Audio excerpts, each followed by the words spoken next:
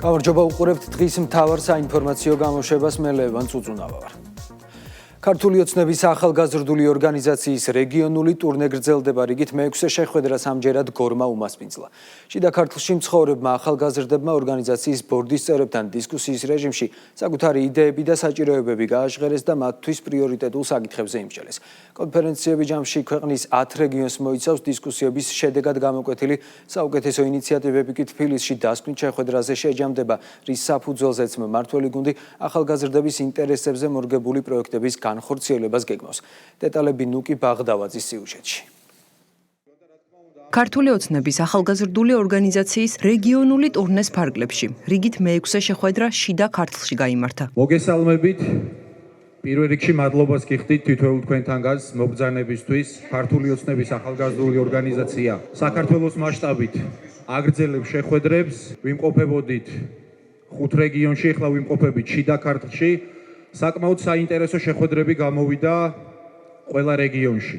ჩვენ მზად ვართ თითოეული ჩვენთაგანი გიპასუხოთ ნებისმიერ შეკითხვაზე, რაც თქვენთვის საინტერესო და აქტუალურია. ახალგაზრდების ჩართულობა სახელმწიფოს განვითარების პროცესში ერთ-ერთი მნიშვნელოვანი წინაპირობაა. სწორედ ამიტომ განსაკუთრებული მნიშვნელობა ენიჭება ისეთ სივრცეებს, სადაც ახალგაზრდებს შესაძლებლობა აქვთ საკუთარი ხედვები, საჭიროებები და გამოწვევები გადაწყვეტილების მიმღებ პირებთან უშუალო დიალოგის ფორმატში განიხილონ. გორში გამართული შეხვედრაც სწორედ ამ მიზანს ემსახურებოდა. შეხვედრა ინტერაქციულ რეჟიმში წარიმართა და მონაწილეებს შესაძლებლობა ჰქონდათ მათთვის მნიშვნელოვან საკითხებზე ღიად ესაუბრათ.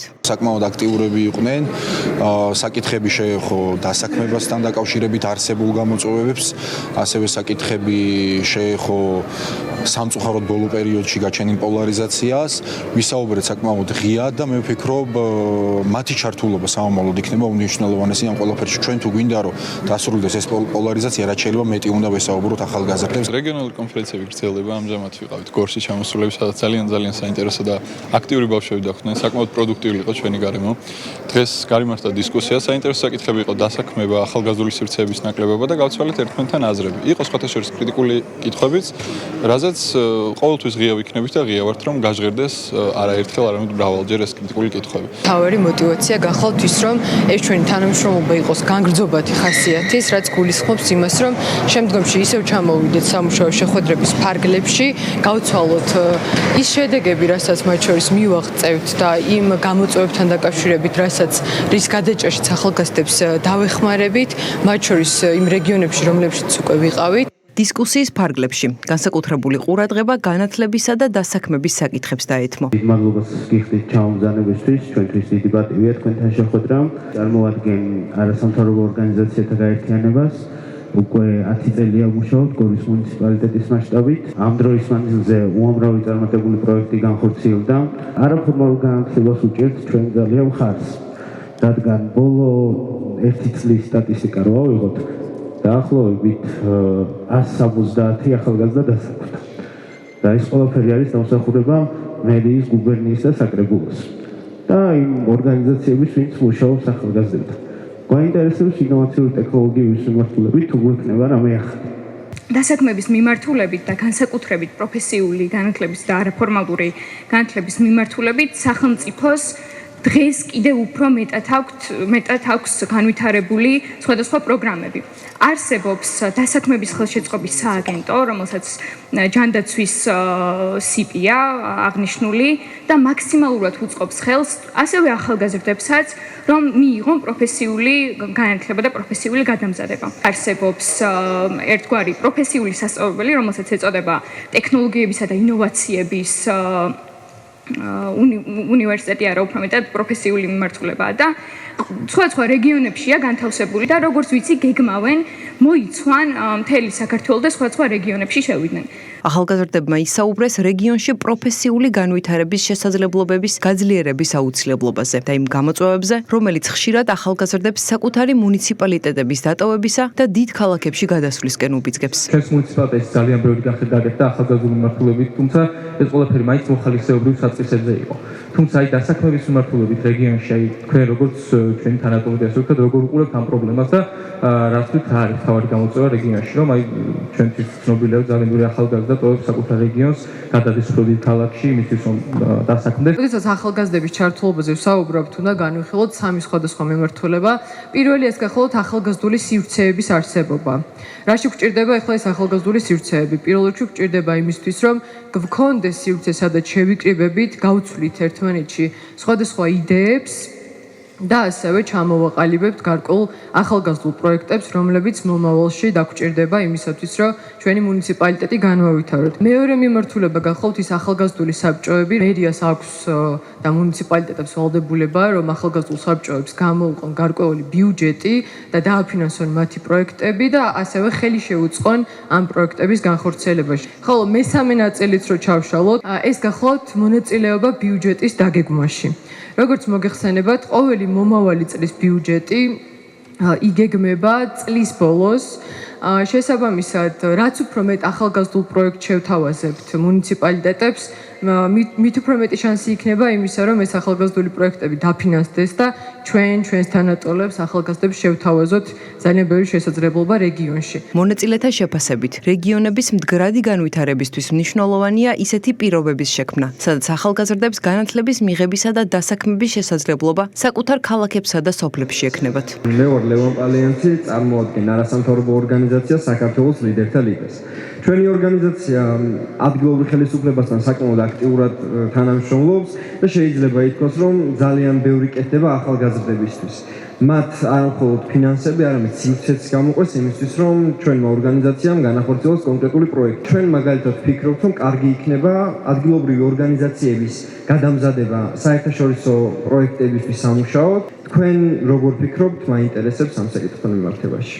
ძალიან მნიშვნელოვანი იქნება კიდევ გავიმეორებ თქვენი ჩართულობა და ჩვენ მზად ვართ შევხვდეთ, ვისაუბროთ და განვიხილოთ ის ყველა პროექტი, რაც თქვენ გსურთ, რომ განახორციელოთ. ახალგაზრდების შეფასებით, მსგავსი შეხვედრები, სადაც მათი ხმა და მოსაზრებები ისმის, განსაკუთრებით მნიშვნელოვანია და მსგავსი ფორმატის დისკუსიები ხელს უწყობს და საზოგადოებრივ პროცესებში ჩართულობას ზრდის. მესალმები მსგავსი სახის ნებისმიერ ინიციატივას, რომელიც ახალგაზრდებს შორის დიალოგს შეუწყობს პირველ რიგში ხელს, იმიტომ რომ დიალოგი აბსოლუტურად ყველა პროგრესულად მოაზროვნე ახალგაზრდებს ვფიქრობ პრიორიტეტული რამეა. სიხარულოა ეს რაღაცეები, რომ ახალგაზრდებს უფლება გვეძლება, რომ დაუსვათ კითხვები, ამ კითხვებზე მივიღოთ პასუხები და ეს ყველაფერი საქართველოს მომავლისთვის ძალიან კაი იქნება. იმედი მაქვს, მსგავსი შეხვედრები კიდევ მრავალი იქნება, რადგან ახალგაზრდობის ეს ყველაფერი საკმაოდ მნიშვნელოვანია და მჯერა, რომ ერთად ჩვენ ყველაფერს შევცვლით. შეხვედრას პარლამენტის წევრებიც ესწრებოდნენ. მათი განცხადებით, მსგავსი ფორმატის კომუნიკაცია მნიშვნელოვანია, რადგან ქვეყნის განვითარება შეუძლებელია ახალგაზრდების აქტიური ჩართულობის გარეშე და მსგავსი შეხვედრები ხელს უწყობს ახალგაზრდობასა და მმართველ გუნდს შორის უფრო ეფექტიანი კომუნიკაცია ჩამოყალიბდეს. ძალიან მნიშვნელოვანი და სენსიტიური თემებს შეეხენ ჩვენი ახალგაზრდები და კიდევ ერთხელ დავწუნდი, რომ ყავს ძალიან განათლებული, ძალიან დიდი გულის მქონე პატრიოტები და იყო საუბრები დასაქმებაზე, იყო საუბრები განათლების ხარისხის გაუმჯობესებაზე და მე დარწმუნებული ვარ, რომ ჩვენი ხელისუფლება ყველაფერს იზამს და გააკეთებს იმისთვის, რომ ჩვენი ახალგაზრდების მომავალი იყოს ძალიან წარმატებული. რეგიონული ტურნე ქვეყნის 10-ვე რეგიონს მოიცავს, ხოლო შეხვედრების ფარგლებში გამოკვეთილი ძირითადი საკითხები და რეკომენდაციები თბილისში შეჯამდება. პროექტის ორგანიზატორების შეფასებით, მსგავსი პლატფორმები მნიშვნელოვანია იმისთვის, რომ ახალგაზრდების ხედვები და საჭიროებები ქვეყნის განვითარების დღის წესრიგის ნაწილად იქცეს. სახეხვა წელმოსილი პატრიარქის საქმეების გაგრძელებისა და მორწმუნე ხალხში მისი ცოცხალი ხსოვნის დემონსტრირებისა, ხოლო საქართველოში ოჯახის სიწმინდისა და მშობლების პატივისცემის დღე აღინიშნება. თარიღთან დაკავშირებით სამების საპატრიარქო ტაძარში სრულიად საქართველოს კათოლიკოს პატრიარქი მცხეთა თბილისის მთავარეპისკოპოსი ბიჭვინთისა და ცხუნაფხაზეთის მიტროპოლიტი უწმინდესი და უნეტარესი შიო მესამე პირველ სადღესასწაულო წირვას აყალვენს. პარალელურად დილის 11 საათზე ქაშვეთის ტაძრიდან ყოვლადწმინდა სამების სახელობის საპატრიარქო ტაძრამდე ტრადიციული მსვლელობა გაიმართება. სადღესასწაულო მსვლელობა იგეგმება ქვეყნის 10 ქალაქში. 17 მაისი ოჯახის სიწმინდისა და მშობლების პატივისცემის დღედ კათოლიკოს პატრიარქმა ილია მეორემ 2014 წელს გამოაცხადა. რა მნიშვნელობას ატარებს თარიღი და როგორ ემზადება ქვეყანა, მის აღსანიშნად დეტალები ბორენა ონიანის სიუჟეტში.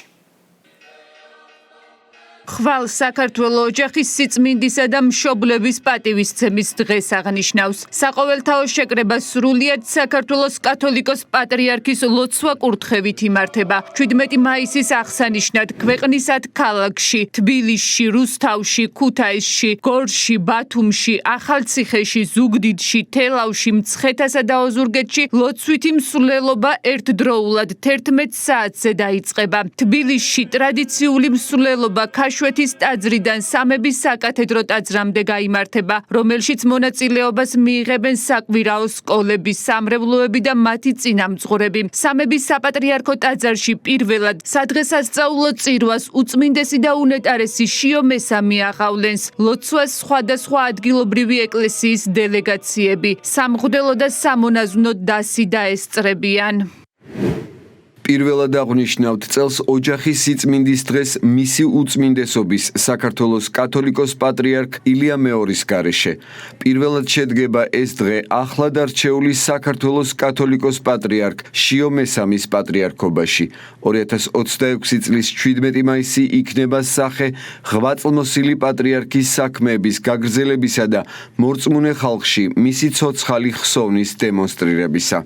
17 მაისს წირვა ჩვეულებრივზე ადრე დაიწყება, რადგან მრევლმა მსვლელობაში მონაწილეობის მიღება შეძლოს. ოჯახის სიწმინდისა და ღირებულებების დასაცავად ასობით ათასი ადამიანი ერთიანდება. წელს საქართველო ამ დღეს ილია მეორის გარეშე პირველად შეხვდება.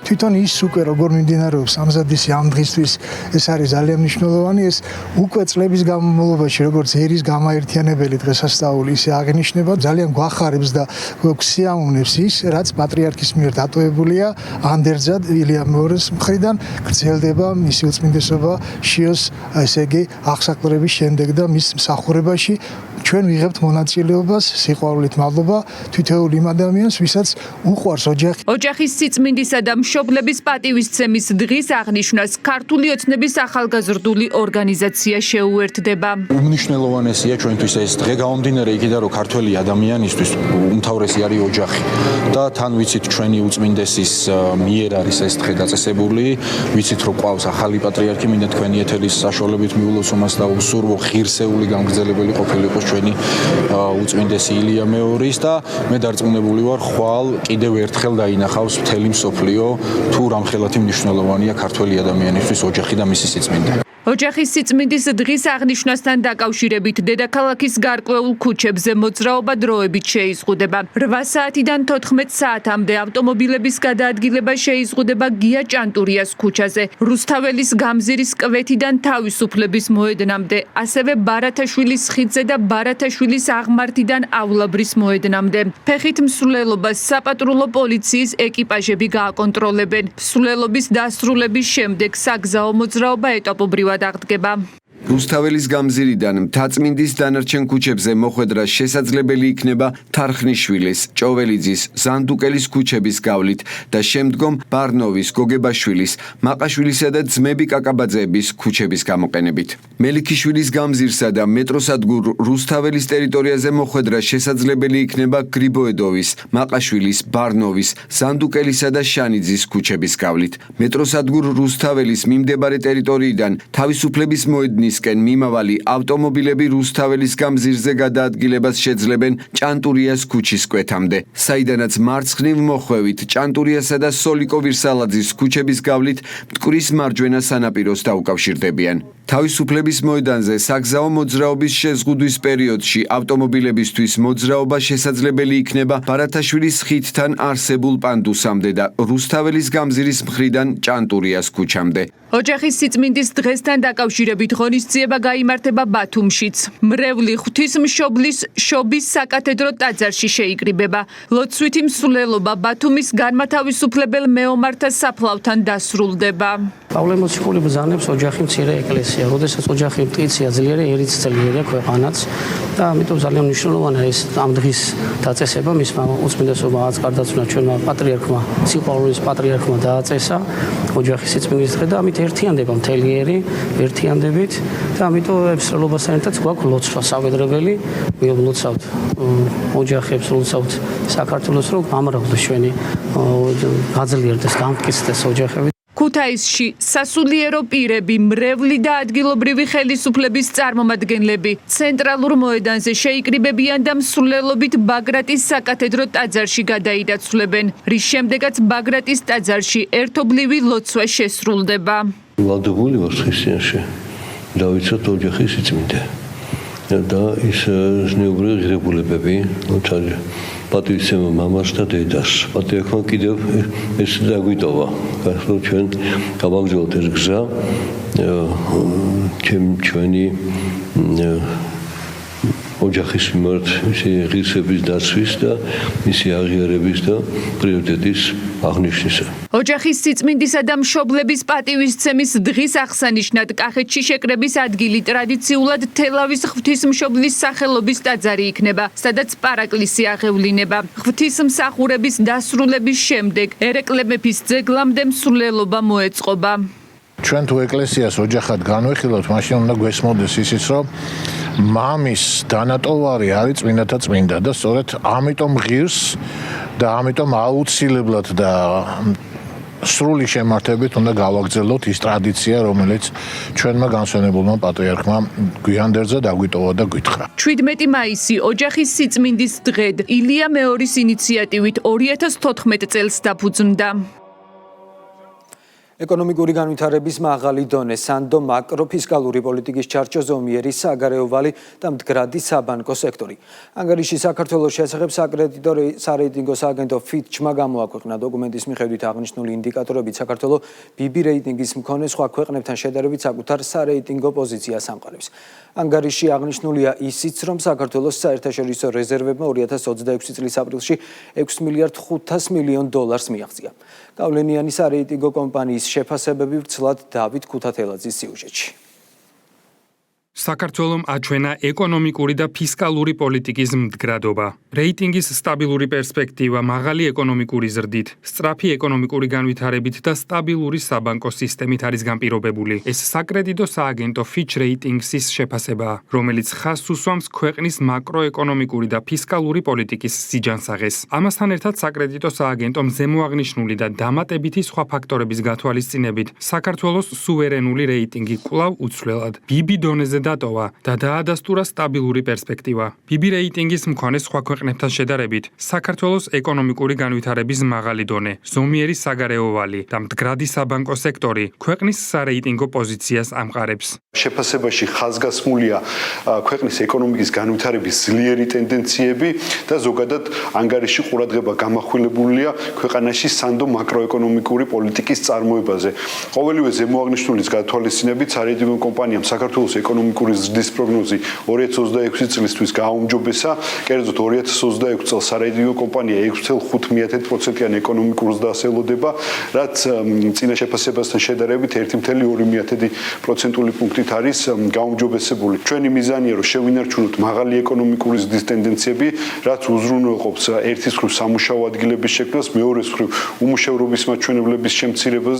როგორც ფინანსთა მინისტრის მოადგილე ეკატერინე გუნცაძე აღნიშნავს, ანგარიში მოცემულ რეიტინგს და სტაბილურ პერსპექტივას განაპირობებს მათ შორის ეკონომიკური ზრდის მაღალი მაჩვენებლები, როგორც ბოლო წლების, ისე 2026 წლის პირველი კვარტლის განმავლობაში. ანგარიში ხაზგასმულია ის ფაქტორები, რაც აღნიშნულ რეიტინგს და სტაბილურ პერსპექტივას განაპირობებს, მათ შორის ეკონომიკური ზრდის მაღალი მაჩვენებლები, როგორც ბოლო წლების, ისე 2026 წლის პირველი კვარტლის განმავლობაში. ხაზგასმულია მაკროეკონომიკური და ფისკალური პოლიტიკის სიჯანსაღე, მათ შორის ფისკალური დეფიციტის და ვალის მაჩვენებლების დაბალი ნიშნული და კლებადი ტენდენცია მთლიანში და პროდუქტთან მიმართებაში. ხაზგასმულია მიმდინარე ანგარიშის დეფიციტის მნიშვნელოვანი გაუმჯობესება, მონეტარული პოლიტიკის სიჯანსაღე და ძლიერი და სტაბილური საბანკო სექტორის როლი. სარეიტინგო კომპანია აღნიშნავს, რომ მაღალი გეოპოლიტიკური და გლობალური რისკების მიუხედავად ქვეყანა ინარჩუნებს ძლიერ ეკონომიკურ ზრდას, რაც გაძლიერებული შიდა მოთხოვნითაა განპირობებული. აღნიშნულია ინვესტიციების მაღალი მაჩვენებელიც, ასევე წმინდა ექსპორტის დადებითი კონტრიბუცია. ფიჩის შეფასებაში აღნიშნულია, რომ საშუალო ვადიან პერიოდში საქართველოს რეალური ეკონომიკური ზრდა მისი მსგავსი რეიტინგის მქონე ქვეყნებზე მაღალ მაჩვენებელზე დაფიქსირდება. სარეიტინგო კომპანიის დასკვნაში ხაზგასმულია, რომ მიმდინარე გარეანგარიშის ბალანსი ბოლო წლებში გაუმჯობესებულია, ხოლო ბიუჯეტის დეფიციტი ნარჩუნდება ფისკალური ზღვრის მშპ-ს მიმართ 3%-ზე მნიშვნელოვნად დაბალ დონეზე. მთავრობის ვალი კი მშპ-ს 35%-ზე დაბლა, რაც მნიშვნელოვნად დაბალია როგორც საქართველოს კანონმდებლობით განსაზღვრულ ზღვართან, ასევე მსგავსი რეიტინგის მქონე ქვეყნების საშუალო მაჩვენებელთან შედარებით. ასევე გაზრდილია საერთაშორისო რეზერვების დონე. Fitch Ratings-ის საქართველოს საბანკო სისტემას კარგად კაპიტალიზებულად აფასებს, სადაც შენარჩუნებულია სექტორის მომგებიანობა, აქტივების ხარისხი და გონივრული ზედამხედველობა. ამასთან ხაზგასმულია, რომ ეროვნული ბანკის მიერ გატარებული ღონისძიებები ხელს უწყობს დოლარიზაციის შემცირებას. საქართველოს საერთაშორისო რეზერვებმა ზრდა კვლავ განაგრძო და 2026 წლის აპრილში 6.5 მილიარდ აშშ დოლარს მიაღწია. საქართველოს ეკონომიკაში არსებული ძლიერი შიდა ეკონომიკური გარემო კვლავ უწყობს ხელს საბანკო სექტორის ფინანსური მაჩვენებლების სიმყარეს. სექტორი მომგებიანია, ხასიათდება მაღალი კაპიტალიზაციით და აქტივების მაღალი ხარისხით. საკრედიტო სააგენტო Fitch Ratings-ის პროგნოზით, საქართველოში ინფლაცია ეტაპობრივად შემცირდება და 3%-იან მიზნობრივ მაჩვენებელს დაუახლოვდება. შესაჩვენებს, რომ ეკონომიკური პოლიტიკა რომელიც ქვეყანაში ხორციელდება, მე გულისხმობ მონეტარულ პოლიტიკასაც და ფისკალურ პოლიტიკასაც. არის სტაბილური და აჩვენებს მდგრადობას. ანუ Fitch Ratings-ისთვის ჩვენი ეკონომიკა არის მიმზიდველი და ჩვენი ეკონომიკა არ შეიცავს დამატებით რისკებს, რომელიც შეიძლება ისედაც შეიცავდეს. აქედან გამომდინარე, ეს კარგი არის ქვეყნის პოზიციონერებისთვის. საქართველოსათვის BB რეიტინგის შენარჩუნება იმის გათვალისწინებით, რომ სოფლიოში ზარდი ვოლატილობა, მაღალი რისკიანობა, ხოლო ბოლო თვეებში აღენიშნება ინფლაციის ტემპის მატებაც, მხოლოდ იმასაც დასტურებს, რომ ეს ავტორიტეტული საერთაშორისო ორგანიზაცია საქართველოს ეკონომიკას უყურებს პოზიტივის სტილში, ხდება, რომ გააჩნია მას საკმაოდ მაღალი კუმულატიური პოზიტიური მუხტი და განვითარების პერსპექტივები, რომელიც გამოარჩევს ამ ქვეყანას არა მარტო რეგიონულ, არამედ გლობალური მასშტაბით. ქვეყანა რომ ძლიერ ეკონომიკურ ზრდას დიდი ხანია ინარჩუნებს, ამას Fitch-ის მსგავსად ადასტურებს გავლენიანი სარეიტინგო სააგენტო S&P-ს კვლევაც, რომელიც ჯერ კიდევ მიმდინარე წლის თებერვალში გამოქვეყნდა. საქართველოს 2026 წლის ეკონომიკური ზრდის პროგნოზი მაშინ S&P Global-მა 5.4%-მდე გააუმჯობესა და საქართველოს სუვერენული საკრედიტო რეიტინგი BB დონეზე სტაბილური პერსპექტივით უცვლელი დატოვა.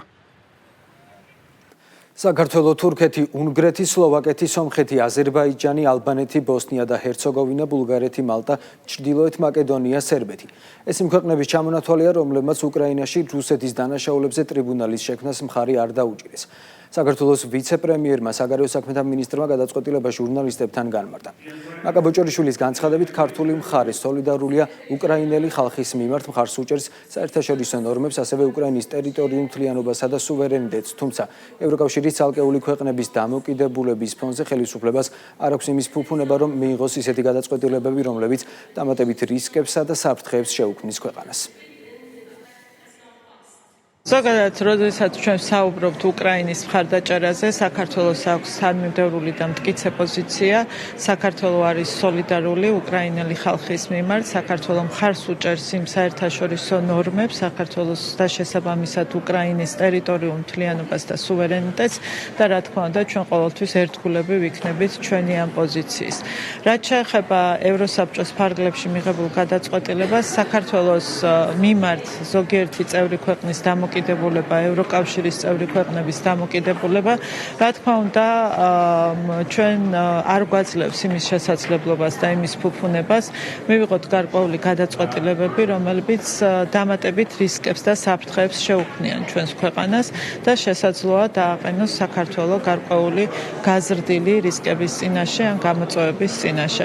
ამ დამოკიდებულებას, რასაც დღეს ჩვენ ხედავთ რიგი წევრი ქვეყნების მხრიდან, ნამდვილად ჭირდება გადახედვა, ჭირდება სიცხადე, თუ რა დამოკიდებულება არსებობს საქართველოსთან დაკავშირებით, საქართველოს პოზიციებთან დაკავშირებით, ვინაიდან ჩვენ გვაქვს ძალიან დიდი პასუხისმგებლობა ჩვენი საზოგადოების წინაშე, პირველ რიგში საქართველოში უსაფრთხოების და სიმშვიდის და სტაბილურობის შენარჩუნებასთან მიმართებაში. ჩვენ უკრაინელი ხალხის მიმართ გვაქვს უმკლავი მხარდაჭერა და ასეულობით რეზოლუციას, ასეულობით ინიციატივას შეუერთით ჩვენ უკრაინელი ლტოლვილ automobilები მივიღეთ 10000-ობით ჩვენს ქვეყანაში და მათ შვილებს მივეცით საშუალება, რომ მშობლიურ ენაზე გქონდათ სწავლის საშუალება. ჩვენ ყველანაირ ნაბიჯს ვდგავთ იმისათვის, რომ უკრაინელი ხალხის ინტერესები იყოს მაქსიმალურად დაცული და ამავდროულად ჩვენ, რა თქმა უნდა, არ ვივიწყებთ ჩვენი ქვეყნის ინტერესებს, ჩვენს ქვეყანაში უსაფრთხოებას და რა საკითხები, რომელიც წარმოეშვება ჩვენი ქვეყნის უსაფრთხოებიდან გამომდინარე, პირველ რიგში ყოველთვის გადავდგამთ ნაბიჯებს, რომელიც განამტკიცებს ჩვენს ქვეყანაში სუვერენიტეტს და ამავდროულად მინიმუმამდე დაიყვანს სიცოცხლე საფრთხეებს. საქართველოს შეუერთდა დაახლოებით 1000-მდე რეზოლუციას უკრაინის მხარდამჭერს საერთაშორისო დონეზე. ჩვენ ყოველთვის და ყველგან ვაფიქსირებთ ჩვენს პოზიციას და ჩვენ მხარს ვუჭერთ უკრაინელ ხალხს, მხარს ვუჭერთ უკრაინის ტერიტორიულ მთლიანობას და ვუსურვებთ მშვიდობას. საქართველოს მსგავსად აი ამ ტრიბუნალის შექმნას არ შეუერთდა არც სომხეთი, არც აზერბაიჯანი, არც თურქეთი, არც ბულგარეთი, არც სლოვაკეთი და არც მათ შორის უნგრეთი. საქართველოს საგარეო საქმეთა მინისტრმა ძალიან ნათლად და მკაფიოდ განმარტა ის, რომ საქართველოს მიმართ ევროკავშირის მთელი რიგი ქვეყნების დამოკიდებულება და მათ შორის არა წევრი ქვეყნების დამოკიდებულება არ გვაძლევს იმის შესაძლებლობას, რომ არ ვიყოთ ფრთხილები. ჩვენ ამოვდივართ ქართველი ხალხის საქართველოს ინტერესებიდან ესე მოქმედებს. ანუ საქართველოს და ქართველი ხალხის ინტერესებით მოქმედებს. ძალიან ბევრი საფრთხე შეიძლება იყოს, ამის რისკი არსებობს. შესაბამისად, იმიტომ მოხდა ეს არ მიერთება თქვა ამ კონკრეტული რეზოლუციის, არ შეერთება და მხარეს არ დაჭერა, იმიტომ რომ არსებობს რეალური საფრთხეები, წლების განმავლობაში არსებობს ეს საფრთხეები საქართველოსთან მიმართებაში.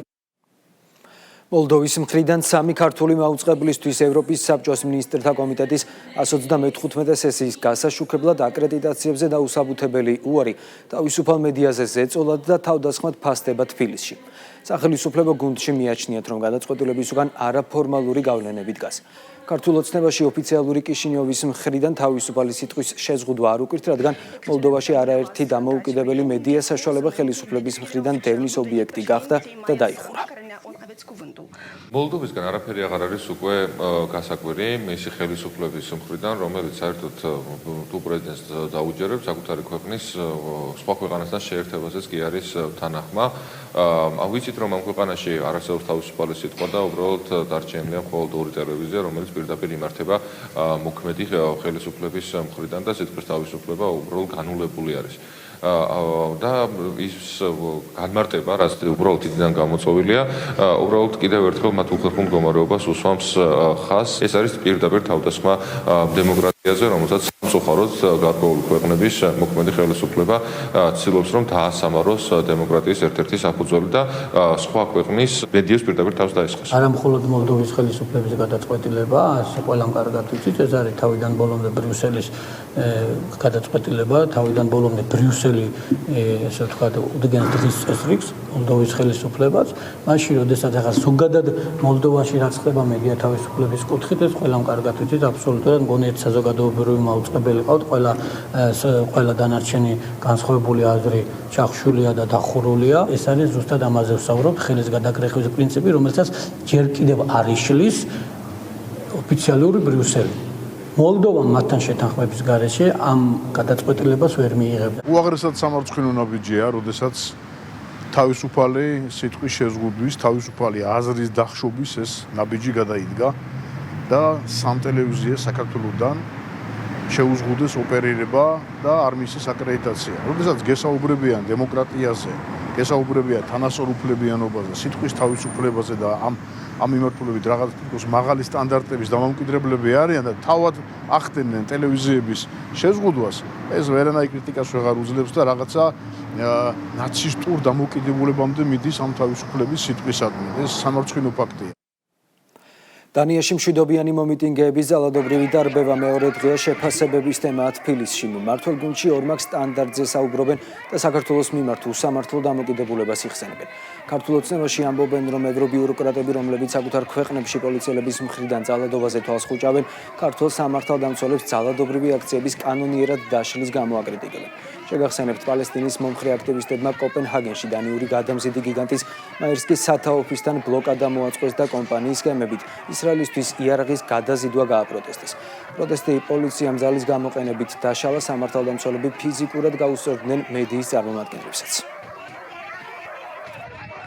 სამწუხაროდ შეჩვეულები ვართ, რომ ჩვენი ქვეყნის მიმართ უსამართლო ბრალდებები გაისვება ხოლმე სხვადასხვა ევროპული ქვეყნის მოქმედი ხელისუფლების მხრიდან. მაგალითისთვის შეიძლება გამოვიყენოთ დანიის შემთხვევა, როდესაც სამართალდამცველებმა გამოიყენეს სხვადასხვა სპეციალური საშუალება ხელკეტები, მათ შორის ძაღლები, ისათვის რომ დაიხშოთ კონკრეტული დემონსტრანტების პოზიცია.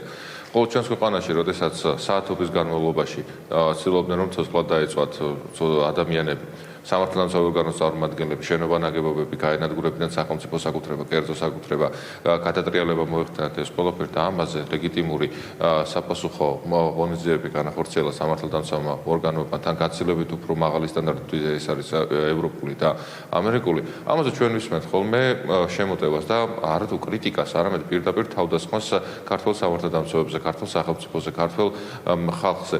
კიდევ ერთი მაგალითია უბრალოდ პოლიტიკური ანგაჟირებისა. ახსოვთ ჩვენთან აქციები იმართებოდა დანიის მაშინდელი ხელისუფლება, როგორი კრიტიკით იყო დაკავებული საქართველოს თან მიმართებაში და დღეს ასაკეთებს თვითონ როგორ უსწორდება მომიტინგეებს, ნათელია და ხედავს აბსოლუტურად ყველა ოფიციალურ განცხადებაში ნათქვამიც არის, რომ რიგ შემთხვევაში თურმე აქციის მონაწილისგან ნეიტრალებას ხდება ძალის გამოყენება. მისაღები რაც არის მათთვის უფროსწორად, სხვა ქვეყნებისთვის არის მეუღებელი და ეს არის ზუსტად ორმაგი სტანდარტი, რასაც დანიის ხელისუფლება აკეთებს წლების განმავლობაში საქართველოსთან მიმართებაში. დანია იყო ერთ-ერთი მედროშე საქართველოს წინააღმდეგ წარმოებული იმ პოლიტიკური PR კამპანიისა და მიაღვარის, რაც მოედინებოდა მთელი ამ 4 წლის განმავლობაში საქართველოს წინააღმდეგ. ჩვენ ყოველთვის ვამბობდით და კიდევ ერთხელ ვამბობთ, რომ საქართველოში პოლიცია და სამართალდამცავი სტრუქტურები მოქმედებენ ბევრად უფრო მაღალი სტანდარტით, ვიდრე მათ შორის ევროკავშირის თელ რიგ ქვეყნებში და ამის კიდევ ერთი დადასტურება არის კონკრეტულად ეს ფაქტი, როდესაც დანიაში ჯერ პროტესტანტები დაარბიეს ხელკეტებით და შემდეგ მედიის წარმომადგენლებსაც გაუსწორდნენ. თვითონ ესხმიან ყოველდღიურად საქართველოში დემოკრატიულ პროცესს, საქართველოს სახელმწიფოს და არიან მედროშეები ამ თვალსაზრისით, რა თქმა უნდა, ჩვენს გვიწევს, რომ საზოგადოებას ვუთხოთ ის, რომ მთელი ამ დროის განმავლობაში მათ მიერ წარმოებული კამპანია იყო უბრალოდ ფარისეულობა. დანიის სახელმწიფო წევრებისაგან ჩვენ გვახსოვს გაუთავებელი კრიტიკა და შეურაცხყოფელი განცხადებების ციკლი, როდესაც საუბარი ეხებოდა გამჭვირვალობის შესახებ კანონს და როდესაც საუბარი ეხებოდა სახელმწიფოებრივი წესრიგის დაცვას, სახელმწიფო ინსტიტუტების შენარჩუნებას. და მაშინ გახსოვთ რა განცხადებებით გამოირჩეოდნენ და ახლა ჩვენი თვალით ვიხილეთ და არა მხოლოდ ჩვენ თელმა მსოფლიომ როგორ დაერივნენ მომიტინგეებს და პოლიციელებმა რა გააკეთეს ხო და მათთვის ეს ჩვეულებრივი ამბავია როდესაც საქმე ეხება სახელმწიფო ინტერესს და თუმცა საქართველოს ჩვენ უნდა მიუშვათ ყველაფერი ასე უნდა ჩვენ თვალწინ ჩამოიშალოს სახელმწიფო ინსტიტუტები და ქვეყანა უნდა გაიხვეს ქაოსში აი ესეთი მიდგომა ქონდა და ორმაგი სტანდარტი კი არა კიდევ უფრო მეტია ალბათ ქვეყანაში ინფრასტრუქტურული პროექტების განხორციელება აქტიურად გრძელდება. ახალგაზრდებში ჯანსაღი ცხოვრების წესის ხელშეწყობის მიზნით განსაკუთრებული ყურადღება ექცევა სპორტული ინფრასტრუქტურის განვითარებას. თბილისსა და ქვეყნის სხვადასხვა რეგიონში მიმდინარეობს როგორც არსებული სარაგბო ბაზებისა და სტადიონების რეაბილიტაცია, ისე ახალი თანამედროვე სტანდარტების შესაბამისი სტადიონების მშენებლობა.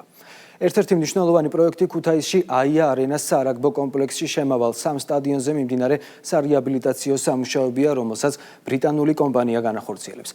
დეტალებს მედია ილურიძისა და ქრისტი ქარჩხაძის სიუჟეტიდან შეიტყობთ.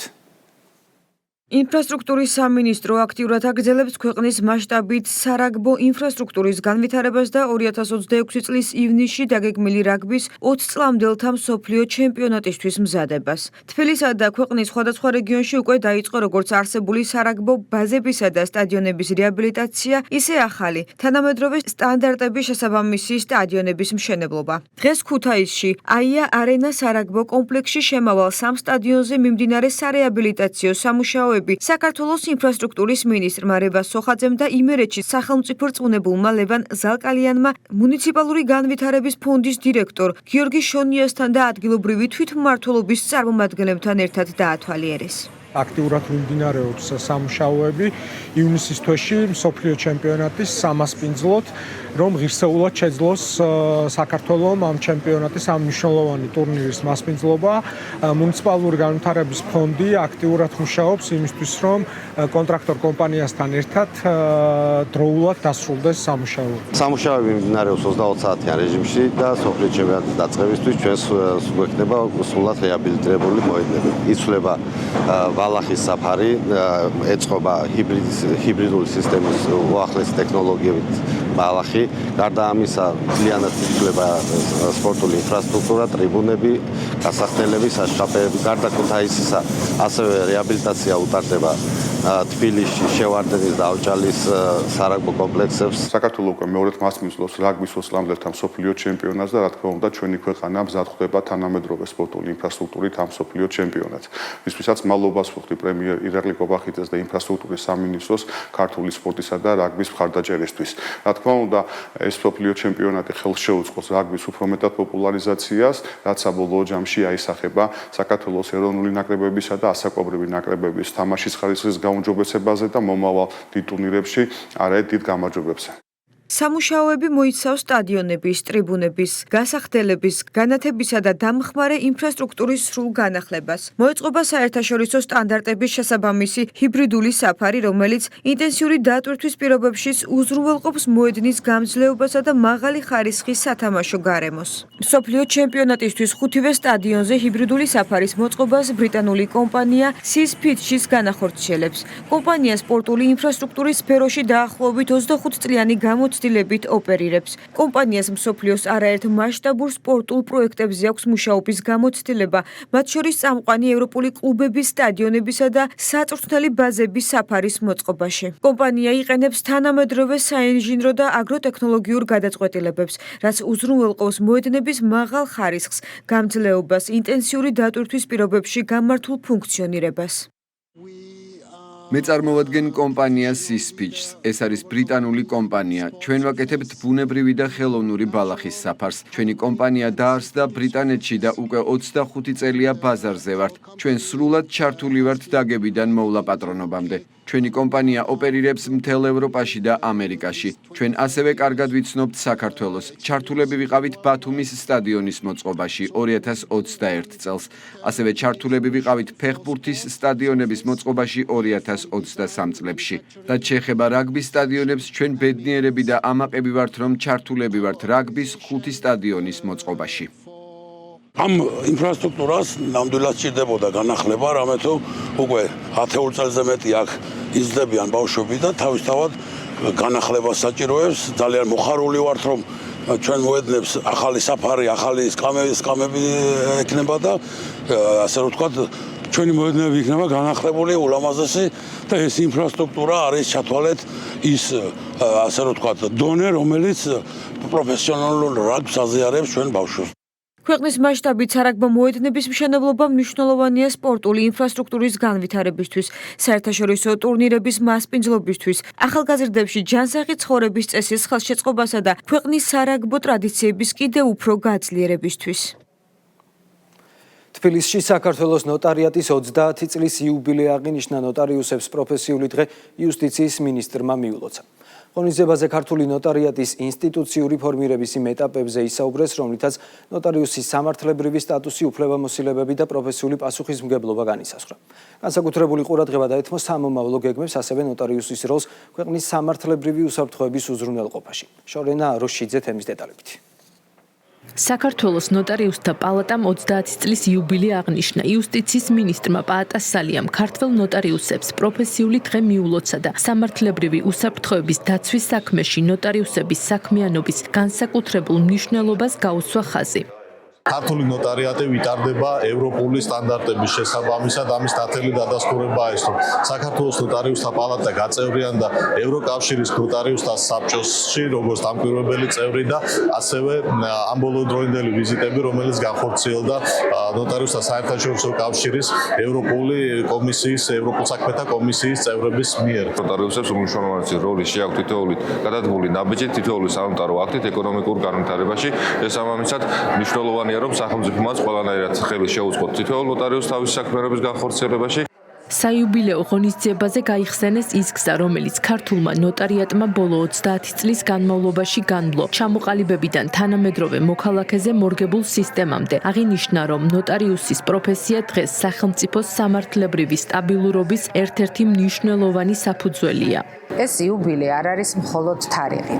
ეს არის 3-10 წლეულის განმავლობაში შექმნილი ნდობის, პროფესიონალიზმისა და მოქალაქეების სამსახურში დგომის ისტორია. ღონისძიების მონაწილეებმა ყურადღება გაამახვილეს როგორც უკვე მიღწეულ შედეგებზე, ისე სამომავლო გეგმებსა და განვითარებაზე. საუბარი შეეხო ნოტარიუსის როლს მოქალაქეთა უფლებების დაცვასა და სამართლებრივი პროცესების გამჭვირვალობაში. სპეციალური სიგელებით დაჯილდოვდნენ ღვაწლმოსილი თანამშრომლები და ის ადამიანები, რომლებმაც ნოტარიუსთა პალატის განვითარებაში მნიშვნელოვანი წვლილი შეიტანეს. ქართველ ნოტარიუსებს იუბილე მიულოცეს გერმანიის ნოტარიუსთა ფედერაციული პალატის საპატიო ნოტარიუსმა, ასევე სომხეთისა და უზბეკეთის ნოტარიუსთა პალატის წარმომადგენლებმა. 30 წლის იუბილე მივულოცეთ საქართველოს მასშტაბით მოქმედ 300-მდე ნოტარიუსს. ამ ღონისძიებაზე დავაჯილდოვეთ ღვაწლმოსილი 30 წლიანი სტაჟის მქონე ნოტარიუსები, ასევე ის ნოტარიუსები, რომლებსაც ღრული ასაკი შეუსრულდათ. 30 Jahre lang მოხარული ვარ, რომ დღეს კიდევ ერთხელ ვიმყოფები საქართველოში. ძალიან ბედნიერი ვარ, რომ 30 წლის განმავლობაში თქვენ შეძელით სრულყოფილი სანოტარო სისტემის ჩამოყალიბება და დღეს ამ შესანიშნავი იუბილეს აღნიშნა. როგორც ვიცი, თქვენ გაქვთ ქვეყნის მოსახლეობის დიდი მხარდაჭერა, კეთილგანწყობა და დაფასება. თქვენ მნიშვნელოვან როლს ასრულებთ ქართული მართლმსაჯულების სისტემაში. ნოტარიატი ყოველი სახელმწიფოს საყრდენია. ნოტარიუსები გერმანიაში ერთ-ერთ ყველაზე პატივსაცემ პროფესიულ წრეს მიეკუთვნებიან და ვფიქრობ, საქართველოშიც ასეა. მივიღე ჯილდო, რომელსაც არ ველოდებოდი. ამისთვის მინდა უზარმაზარი მადლობა გადაუხადო საქართველოს იუსტიციის სამინისტროს, საქართველოს ნოტარიუსთა პალატის გამგეობას და მის თავმჯდომარეს. ვარ 30 წლიანი სტაჟის მქონე ნოტარიუსი. ამასთან დაკავშირებით იუსტიციის სამინისტრომ, ბატონმა მინისტრმა გადმომცა ჯილდო, რისთვისაც მას და ვუხდი უდიდეს მადლობას. მინდა მივულოცო დღევანდელი დღე ჩემს კოლეგებს, ჩემს მეგობრებს. იუბილეს ესწრებოდნენ საქართველოს იუსტიციის სამინისტროს წარმომადგენლები, ქართველი და უცხოელი ნოტარიუსები, საერთაშორისო პარტნიორები და მოწვეული სტუმრები.